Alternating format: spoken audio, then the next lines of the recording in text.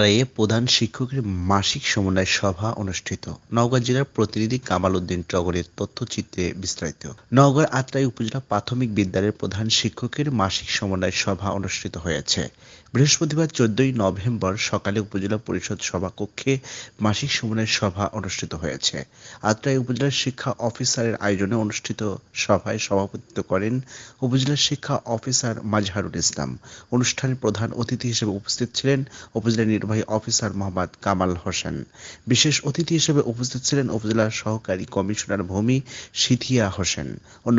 অন্যান্যদের মধ্যে উপস্থিত ছিলেন পাঁচুপুর ইউনিয়ন পরিষদের চেয়ারম্যান সাংবাদিক খবিরুল ইসলাম, উপজেলার প্রাণী সম্পদ অফিসার ডাক্তার আবু আনাস, উপজেলার সহকারী শিক্ষা অফিসার পবিত্র কুমার, উপজেলার সহকারী শিক্ষা অফিসার হারুনুর রশিদ, উপজেলা ছাত্র সমন্বয়ক ফজলে রাব্বি, মোহাম্মদ সম্রাট উপস্থিত ছিলেন।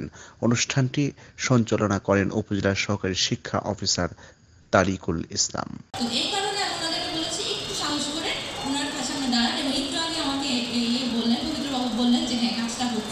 সুতরাং এটা খুবই পজিটিভ একটা চেঞ্জ। আমার কিন্তু কোনো ইন্টারভিউ করতে হয়নি, ওখানে টিচাররাই গিয়ে ওনারা ওনাদের মতো কাজ করেছেন। আমার ইউনো স্যার বলেছে যে এটা হচ্ছে আমার জায়গা, সুতরাং সেখানে আপনি কাজ করবেন, সেখানে অন্য কেউ কেন বাধা দেবে। অনেকে অনেক কথাবার্তা বলেছেন, আপনারা অনেক কথা শুনেছেন। আমি কিছু কর্মপন্থার কথা বলতে চাই। আমরা কিন্তু এখানে যারা আছি সবাই চাই উন্নয়ন, সবাই উন্নয়ন চাই না? সেটা চাই ব্যক্তিগত উন্নয়ন, পারিবারিক উন্নয়ন, রাষ্ট্রীয় উন্নয়ন।